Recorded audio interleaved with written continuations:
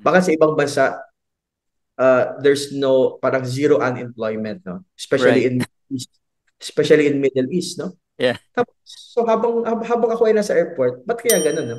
And there are a lot of Pakistani, Oh, there are a lot of Indian okay. and Nepal and Filipino, no? Mm. And all of them are all employees, no? And ang Oh. employer nila is of course mga Arabo, no? So sabi Mm. ko, what if kaya sa Pilipinas, all of us are entrepreneur, no? Yeah.